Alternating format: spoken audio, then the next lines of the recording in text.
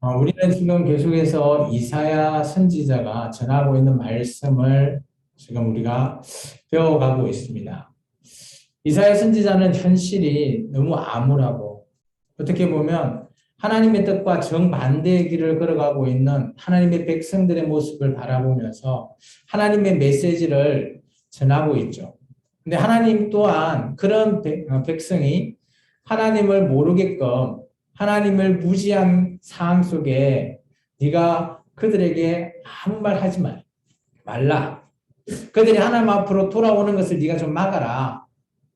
라고는 메시지를 이사야에게 사명으로 줬죠. 너무 아이러니합니다. 하나님께서 하나님의 백성을 사랑하는데 그들이 하나님 품으로 돌아오지 못하게 한다? 중간자 입장인 이사야 선지자는 어떤 생각을 했을까요? 그가 사명을 받았을 때 하나님의 백성이라 하지만 하나님 품으로 못 돌아가게 한다? 지금 우리 같으면 이런 사람을 이단이라 하지 않을까요? 정말 그 하나님이 진짜 진정한 하나님이 맞나? 우리가 의구심을 우리는 생각하게 됩니다. 그런 이사야 선지자, 언제나 암울한 현실을 바라보면서 먼 미래에 정말 하나님이 꿈꾸는 나라는 이런 나라가 될 것이다. 언젠가는 이루어지는 그날이 도래할 것이다. 라고 외치고 있습니다.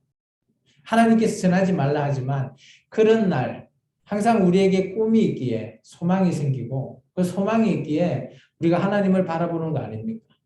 근데 그런 하나님께서 내 백성을 싫어했을까요? 왜 하나님의 백성을 하나님께서 내게 돌아오지 못하게 해라 라고 명령했을까요? 저는 그 이면에 하나님의 진정한 사랑이 있지 않겠나라고 여기집니다. 하나님께서 이사야 선지자에게 그런 얘기를 할지언정 하나님은 어때요? 그 자식인 이스라엘 백성, 하나님의 백성이 이렇게 매를 맞고 어떤 고난을 겪더라도 그 와중에 진정으로 하나님을 깨닫는 자가 있다면 내가 그 자들과 함께 다시 하겠노라. 라고 하는 하나님의 심정이 담겨져 있다라는 겁니다. 그런 심정을 하나님께서 오늘 이사야에게 보여주시는 거죠. 우리가 좀 전에 읽었던 이사야 11장 1절에서 5절은 하나님의 꿈꾸는 그런 나라, 그런 날, 언젠가는 이루어질 그런 날을 말하고 있는 거죠. 우리는 이런 날이 어떤 날일까요? 그냥 천국에 가서 구원받는 날, 우리는 그냥 그렇게 단순하게 생각할 수도 있습니다. 근데 하나님의 생각은 조금 다른 거죠. 하나님은 어떻게 보면 질서 있고, 어떻게 보면 우리 입장에서 명분이 있는 거죠. 하나님께서 그 시작을 누구와 함께 하겠냐라는 그 첫 시작을 11장 1절에 얘기하고 있습니다. 줄을 좀 끊으면 좋겠죠. 이새의 줄기에서 한 싹이 난다는 겁니다. 이새라고 하면 다윗의 아버지를 가리키죠. 그러면 이 이새의 줄기라고 말하는 것은 다윗의 후예 속에서 한 싹, 하나님께서 원하시는 그런 메시아적인 다시 시작하겠노라라고 하는 그 뜻을 밝히는 새로운 싹으로 시작하는 겁니다. 그래서 여기는 예수님을 가리키는 거죠. 우리가 나무가 씨를 뿌렸을 때 그 씨가 발화가 되고 싹이 나고요. 그 싹이 점점점 자라면 줄기가 이렇게 올라오죠. 그리고 그것이 가지를 뻗게 되고 나무가 되어서 어마어마하게 큰 나무를 형성할 수 있지 않습니까? 근데 가장 중요한 것은 그 시작에는 어때요? 싹에서 시작된다는 거예요. 근데 이 싹은 기존에 있었던 하나님의 백성들, 암울한 현실을 살아가고 하나님과 등을 돌리는 그런 백성에서 나오는 싹이 아니라는 겁니다. 새로운 한 싹을 하나님께서 원하셨습니다. 그리고 한 가지를 원해서 그것으로 결실하는 자가 나타날 것이다 라고 말하는 겁니다. 그러면 하나님께서는 그런 다윗의 후예를 통해서 오늘 하나님의 뜻을 이루겠다, 성취하겠다라고 말씀하신 겁니다. 우리가 잘 알고 있지만 예수 그리스도를 통해서 오늘 우리의 죄의 문제를 십자가에서 해결하셨고 그로 말미암아 전 인류의 구원이 시작되었다라는 겁니다. 어떻게 보면 11장은 1절에서 우리 아직 읽지 못했지만 9절까지 보면 인류 전체의 구원의 문제의 시작점을 말하고 있다는 겁니다. 세상 사람들은 예수 그리스도를 알지 못하므로 물론 알고는 있죠. 들어서 알고는 있지만 진정한 나의 주인으로 믿지 않기에 그들의 구원은 아직 시작되지 않았습니다. 그렇지만 오늘 교회에 모인 저와 여러분은 그런 예수 그리스도를 우리 주님으로 모셨기에 이제 우리의 구원은 시작되었다라는 겁니다. 현재 진행형입니다. 현재 진행되고 있다라는 거죠. 그런 하나님께서 원하시던 그 싹은 오늘 2절에 보시면 하나님의 영이 강림하신대요. 여기서 우리가 강림이라고 하면 혹여나 오해할 수가 있습니다. 우리가 강림하면 막 하나님의 영이 뭐 그 예수님한테 막 이렇게 막 영이 들어갔다? 뭐 우리가 그런 표현을 쓰잖아요. 강림이라는 뜻이. 근데 여기에 강림이라는 원어를 살펴보면 하나님께서 이 강림이라는 뜻은 그런 식으로 막 들어가고 이런 의미가 아니에요. 휴식하다, 쉬다, 뭐 이런 형태의 뜻을 가지고 있습니다. 예, 하나님께서 천지를 창조하고 어때요? 마지막 7째 날에 쉬었잖아요. 안식하는 그날, 쉬는 날. 그렇게 보시면 되는 거죠. 이게 오늘 이 새로운 시작되는 이 메시아를 통해서 하나님께서 함께 쉰다? 좀 뉘앙스적인 거는 조금 안 맞겠지만 함께 하신다라는 의미로 받아들이시면 좋겠어요. 근데 그런 영은 어떤 영인가 하면 지혜와 총명의 영이고요. 그리고 모략과 재능의 영, 그리고 지식과 여호와를 경외하는 영이랍니다. 여기서 영이라고 하면 하나님께서 인간에게 주셨던 그 영을 가리킵니다. 원어로는 루아흐라고 하는 뜻을 가지고 있죠. 그래서 우리가 영적인 사람도 하나님께서 주신 그 생명이 있기에 우리가 하나님이 가지고 있는 그 영을 가지고 있는 겁니다. 그런 예수님, 여기서는 예수님이라 밝히지 않지만 우리 입장에서 보면 이 사람은 바로 예수님이다라고 우리는 알고 있는 거죠. 근데 그런 사람은 그의 나라에서 어떻게 통치할 것이냐? 그게 3절과 4절입니다. 그 사람은 언제나 하나님을 경외하기 때문에 일반 사람들을 눈에 보이는 대로 판단하지 않고요. 누가 얘기하는 것을 귀에 들린다고 그걸 듣고 그 사람을 판단하지 않는데요. 그럼 그 사람은 어떻게 판단할 것이냐? 첫 번째 4절에 보면 공의로 가난한 자를 심판한답니다.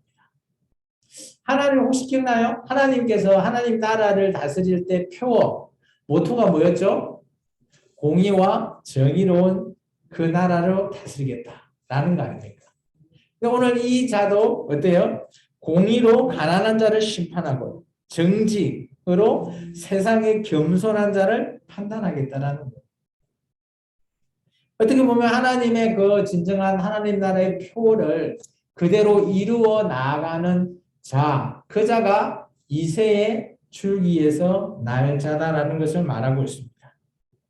그러면서 그런 자를 판단하는데 선한 자는 그렇게 심판받고, 그죠? 어떻게 보면 우리가 꿈꾸는 그 천국에서 살 수 있고, 반면에 악인에게는 어떻게 하겠다? 어떤 심판이 이루어진다? 4절 하반절에 보면 그의 입의 막대기와 입술의 기운으로 세상을 치고요, 악인을 치겠다라는 거예요. 그렇다면 지금 예수님께서 초림하셨죠. 그리고 부활 승천하셔서 언젠가는 재림 때 오셔서 어떻게 하시겠다고요? 심판하시겠다라는 겁니다. 이 세상을 심판하고요. 악인들을 심판하신다라는 겁니다. 예수님의 심판은 온 인류의 심판이 될 겁니다. 예수님을 믿는 저와 여러분도 당연히 심판의 그 자리에 서게 되겠죠. 근데 우리는 상급의 심판을 받게 될 겁니다. 이에 반해서 악인들은 오늘 이렇게 벌의 심판을 받게 된다는 겁니다. 이것이 어떻게 보면 우리가 성경을 통해서 우리가 관계적으로 이렇게 보았을 때 이런 심판을 우리는 성경이 말하고 있다는 것을 우리가 눈여겨볼 필요가 있다는 거죠. 저와 여러분이 예수 믿는다고 심판 안 받는다? 아니에요. 심판은 세상 모든 사람들이 다 받는다라고 보시면 돼요. 근데 그 심판의 질이 다른 거죠. 그래서 우리가 살아있을 때 예수님을 어떻게 믿었냐? 예수님을 어떻게 알았나? 예수님을 통해서 우리가 어떻게 복음을 전파했나? 이런 것들을 통해서 심판을 받는다는 겁니다. 근데 이제 6절부터 9절까지의 내용은 어떻게 보면 지금도 이루어지지 않는 그런 나라, 그런 세상을 우리가 보게 됩니다. 성경에서는 이것을 그냥 평화의 나라라고 합니다. 살롬의 나라, 살롬, 평화. 정말 그런 나라인데 우리가 생각하는 그런 평화와 조금 이미지가 달라요. 우리 같이 한번 읽어볼까요? 우리 6절에서부터 9절까지 같이 한번 읽어보겠습니다. 그때 이리가 어린 양과 함께 살며 포음이 어린 염소와 함께 누우며 송아지와 어린 사자와 살진 짐승이 함께 있어 어린아이에게 끌리며 암소와 곰이 함께 먹으며 그것들의 새끼가 함께 엎드리며 사자가 소처럼 풀을 먹을 것이며 젖먹는 아이가 독사의 구멍에서 장난하며 젖된 어린아이가 독사의 굴에 손을 넣을 것이라. 내 거룩한 산 모든 것에서 해됨도 없고 상함도 없을 것이니 이는 물이 바다 덮음같이 여호와를 아는 지식이 세상에 충만할 것임이니라. 아멘.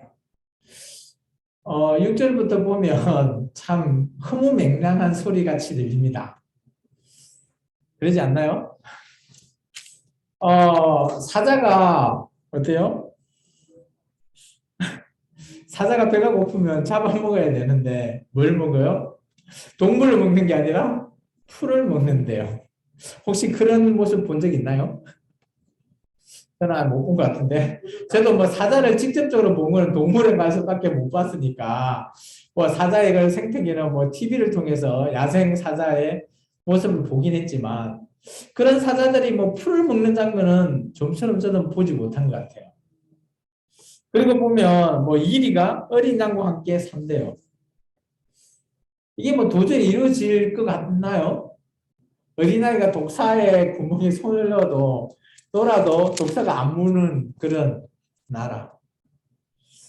참 이런 걸 보면 근데 그 나라가 우리 9절에 보면 그죠? 해도 없고 우리가 상하지도 않는데요. 그렇게 손을 넣어도 상하지도 않는. 근데 정말 중요한 거는 저는 9절의 하반절이라고 생각합니다. 우리가 물이 바다 덮음같이 이런 표현을 많이 쓰잖아요. 여호와를 아는 지식이 세상에 충만해지는 그런 세상, 그런 나라. 여기서 말하는 여호와를 아는 지식, 이게 참 중요하다는 거죠. 이게 세상 모든 사람들이 하나님을 안다라는, 그로 말미암아 모든 세상이 하나님으로 말미암아 충만해질 그런 세상. 그런 세상이 언젠가는 이루어지겠다라는 거예요. 그 시작이 누구라고요? 이새에서 줄기가 난 한 싹으로부터 시작되는 겁니다.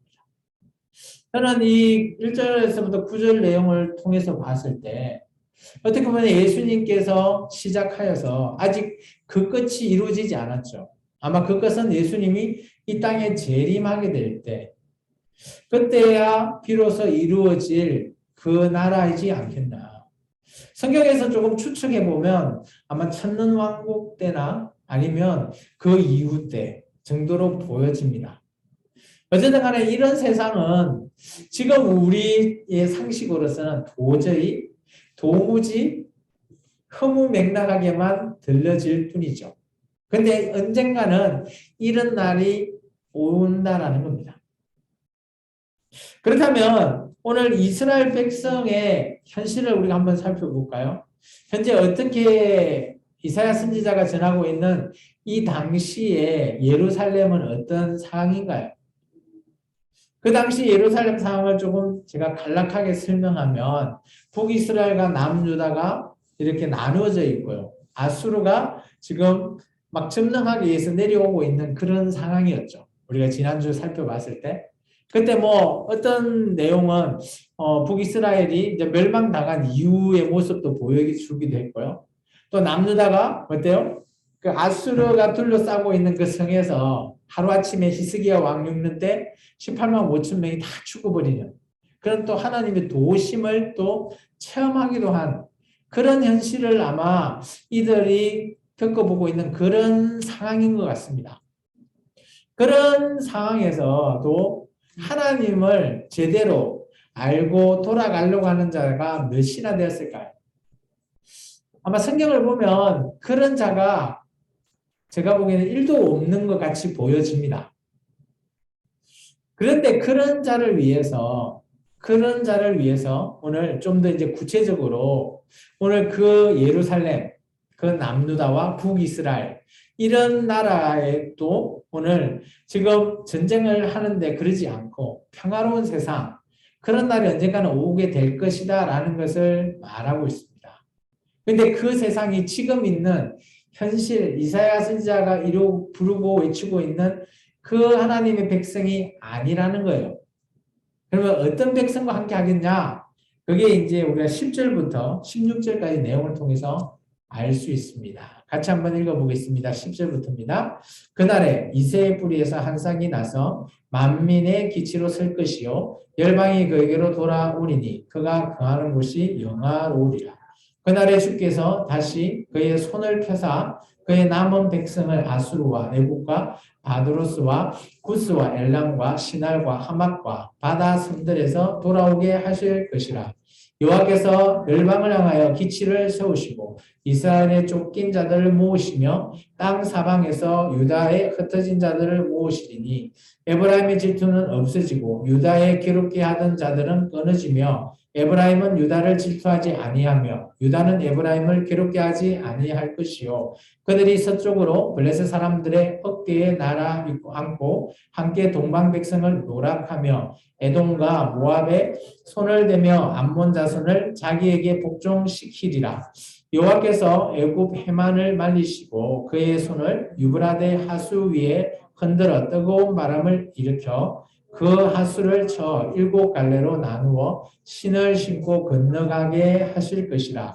그의 남은 백성 곧 아수르에서 남은 자들을 위하여 큰 길이 있게 하시되 이스라엘이 애굽 땅에서 나오던 날과 같게 하시리라. 아멘. 여기 보면 10절에도 그날에라고 돼 있잖아요. 동그라미를 치놓으시고요. 그날에도 시작이 뭐냐? 우리 아까 1절에서하고 비슷합니다. 이새의 뿌리에서 줄을 끊으십시오. 1절에 보면 1절은 이새의 줄기에서 오늘 10절은 이새의 뿌리에서 시작이 된다는 거예요. 언젠가는 이 날이 이루어질 건데 이 날도 또한 그 시작은 어떻게 보면 다윗의 후예부터 그 날이 시작된다는 거예요. 그래서 우리는 잘 알고 있습니다. 명백하게. 이 자가 누구냐? 바로 예수 그리스도라는 것을 우리는 잘 알고 있죠. 그런데 이 당시 이사야가 외치고 있는 그 당시 사람들은 이 얘기를 알 수 있을까요? 도무지 알 수 없다라는 거예요. 그들의 현실은 암울합니다. 지금 보시면 11절에 어때요? 모든 사람들이 아마 전쟁이나 이런 걸 나서 다 포로로 잡혀가고 그랬던 것 같아요. 11절에 보면 아수르, 애굽, 바드로스, 구스, 엘람, 시날, 하맛 섬들에 흩어져 있는 하나님의 백성을 어떻게 하겠다고요?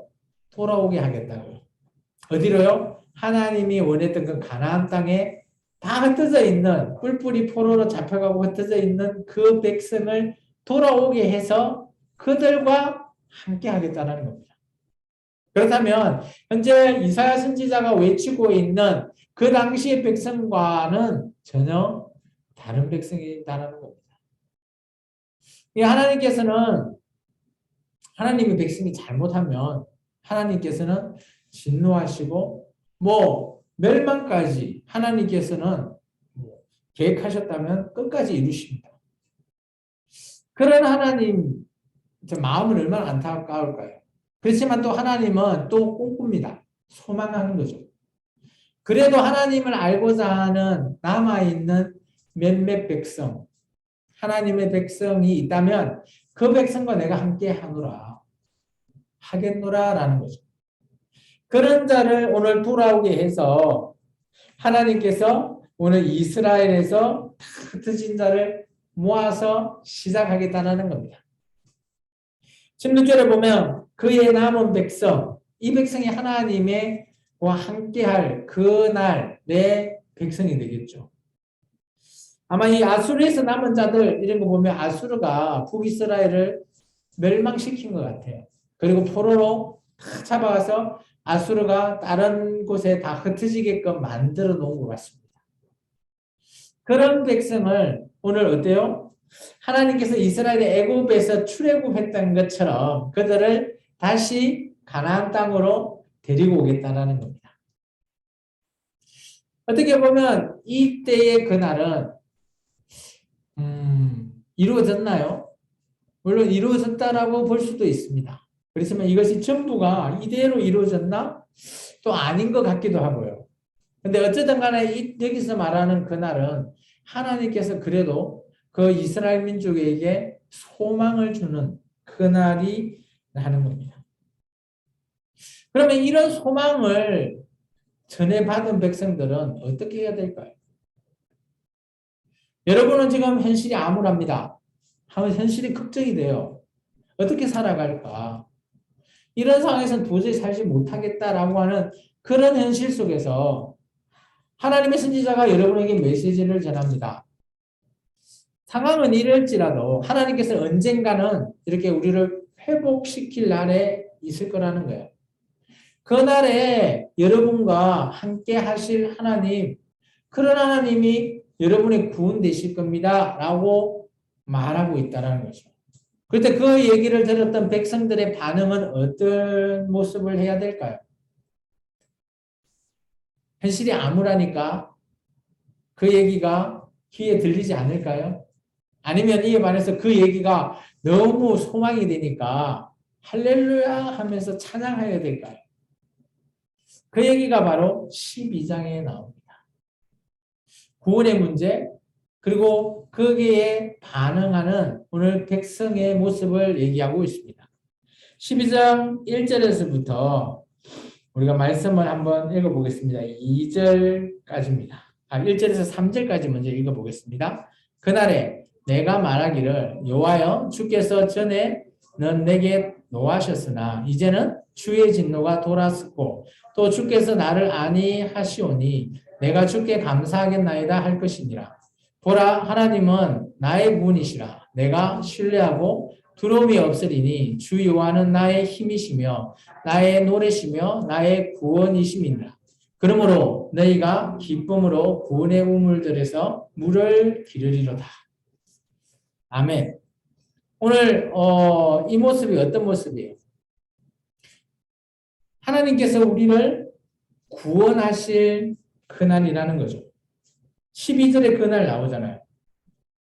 여기서 그날은 어떻게 보면 우리 개인들, 개인 각자, 우리 각자에 대한 구원을 베푸시는 하나님, 우리에게 구원이라고 있다라고 하면 아마 우리의 어떻게 보면 우리가 이전에 잘못했던 그런 진노 받아도 마땅하던 우리가 하나님의 진노가 이제 돌아서고 이제 우리에게 하나님께서 그래 내가 너와 함께 하겠다 라고 하는 모습. 그리고 어떻게 보면 우리 각자의 신앙은 이런 모습을 가지고 있어야 되지 않겠나 라고 보여집니다. 우리는 이렇게 하나님을 외쳐야 될 것 같아요. 2절에 보시면 주 여호와는 나의 힘이시며 나의 노래시며 나의 구원이시며. 우리가 이 자리에서 모여서 예배하는 이유가 뭡니까? 우리가 구원받기 위함이 아닙니까? 우리의 몸이 구원받기 위함인가요? 우리의 영혼이 구원받기 위함이죠. 우리의 영혼이 잘된 같이 우리가 하나님을 경외해야 되지 않을까요? 이게 어떻게 보면 우리가 예수 그리스도를 믿는다라고 하지만 나와서 교회를 예배를 드리고 예수님을 알아가는 그런 모습은 좋은데 정작 중요한 것은 우리 각자 개인의 구원에 우리가 이뤄야 된다는 거죠. 그래서 신약은 이렇게 얘기합니다. 구원은 1대1로 이루어진다. 예수님과 나와 1대1 구원으로 이루어진다는 거예요. 구약은 이스라엘 민족 전체를 구원하는 구원론이라면 오늘 교회를 이루고 있는 저와 여러분의 구원은 우리 교회 전체가 아니라 교회 내에서도 여러분 한 명 한 명이 예수님과의 1대1로 구원 받아야 된다는 겁니다.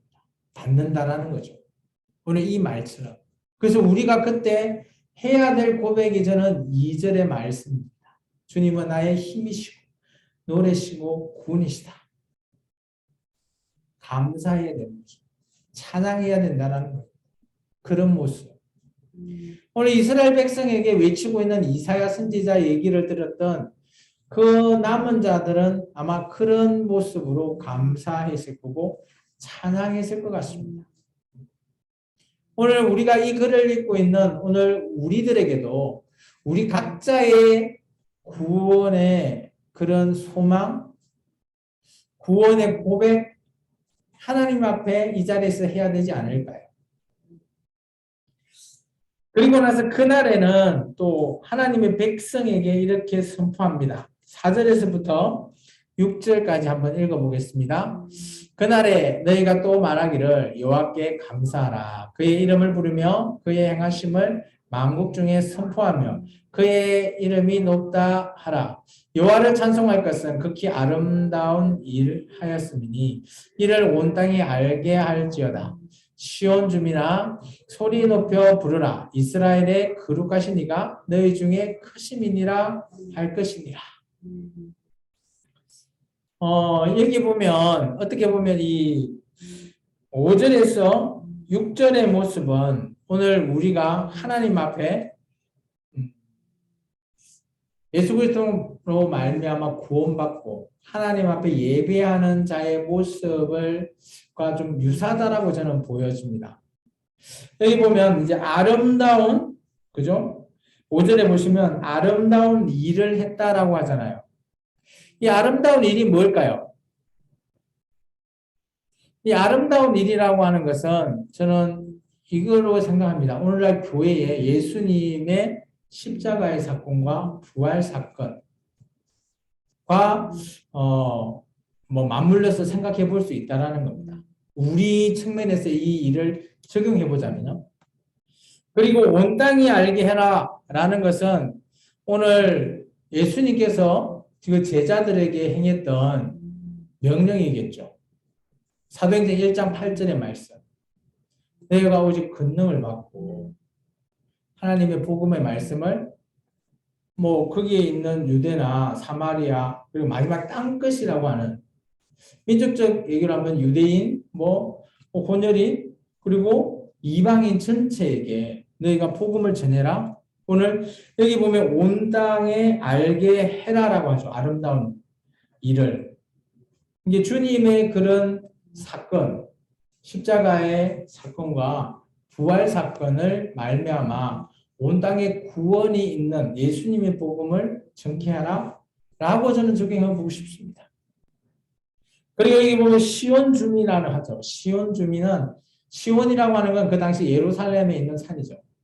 예루살렘 주민이라고 하면 이들은 구약은 하나님의 백성을 일컬었습니다. 그렇다면 오늘날 우리는 어때요? 교회를 얘기하는 거죠. 그래서 오늘날의 교회에게 이렇게 얘기합니다. 소리 높이 부르라. 외쳐라고 하죠. 어떻게 외치라고 합니까? 그 메시지가 거룩하신 이가 너희 중에서 크십니다.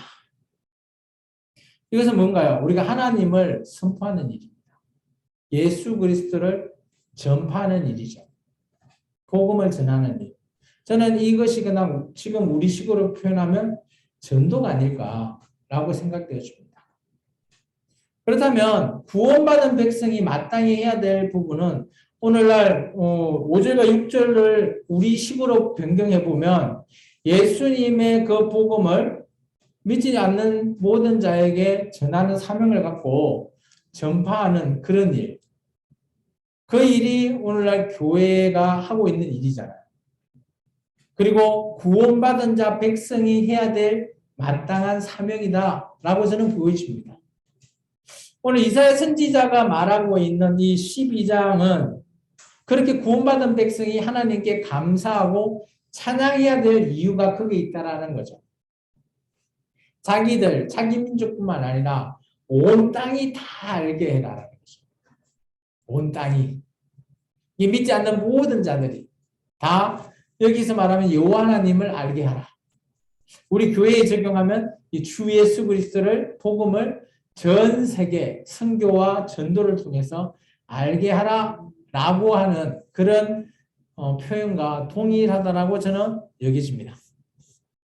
어쨌든 간에 오늘 11장과 12장을 보면 첫 번째 11장을 좀 정리하면 이거죠. 하나님의 구원의 시작은 다윗의 후예서부터 시작된다. 우리가 잘 알고 있는 예수 그리스도로 시작이 되고 그 당시의 구원은 그렇게 이루어지고 그 당시 하나님이 꿈꾸는 나라가 그렇게 이루어진다라는 걸 보여주고요. 12장은 그렇게 있는 남아있는 백성의 자체적인 개인적인 신앙 상태는 어떠하냐? 하나님 앞에 신앙을 고백하고 믿는 자는 하나님의 복음을 전해야 된다라는 걸로 여기면 오늘날 교회의 사명과 좀 일맥상통하지 않나라고 보여집니다. 이제 말씀을 한번 정리해 볼까 합니다. 오늘 말씀은 어떻게 보면 언젠가는 이루어질 평화의 나라의 모습. 그 나라가 우리가 지금 있더라도 좀 흐무맹랑한 그런 나라를 오늘 말하고 있지만 언젠가는 그 나라가 우리 보는 눈앞에서 이루어지게 될 것이라는 것을 말하고 있죠. 그리고 아무런 현실의 모습이 아닌 이 당시 하나님의 백성들이 이루어지고 회복해야 될 그런 이스라엘의 그날을 또 소개를 하고 있습니다. 그리고 나서 오늘 12장에는 그날의 개인, 우리 각자가 구원에 참여하는 자가 되어야 된다는 겁니다. 그래서 우리가 구원에 참여하게 된다라고 했을 때 우리의 신앙 고백이라든지 또 우리가 예수님 앞에 어떻게 우리가 그 복음을 많은 자들에게 예수님을 증가할까? 그런 고민을 오늘 5절과 6절에 이야기하고 있죠. 구원받은 백성들은 언제나 감사하고 찬송하면서 그날을 꿈꾸고 그 복음을 여기서 말하면 아름다운 일을 오늘 온 땅에 알려라 라고 하는 그 사명을 우리가 이 땅에서 이루라 라고 하는 것처럼 오늘 교회가 이런 하나님의 일을 지금 잘 실천하고 있죠. 우리가 이제 2주 후면 부활절을 맞이합니다. 예수님의 그 부활 사건은 교회에서 어마어마한 큰 사건이죠. 우리의 죄의 문제를 십자가를 통해서 오늘 다 예수님께서 짊어지시고 또한 죽고 나서 부활하신 이후에 이 땅에 우리에게도 예수님께서 받은 그 사명, 우리가 온 땅에 나의 복음을 전하라고 하는 그 사명을 교회에게 주셨듯이 오늘 우리 생명나무 교회도 예수님의 이 복음을 잘 전할 수 있는 저와 여러분이 됐으면 좋겠습니다. 그래서 2주 후에 있을 부활절에는 여러분께서 좀 사랑하시는 분, 아끼시는 분을 또 교회에 초대해서 함께 나와서 같이 하나님의 복음을 들려줄 수 있는 그런 시간이 됐으면 좋겠습니다. 기도하겠습니다. 주님 감사합니다.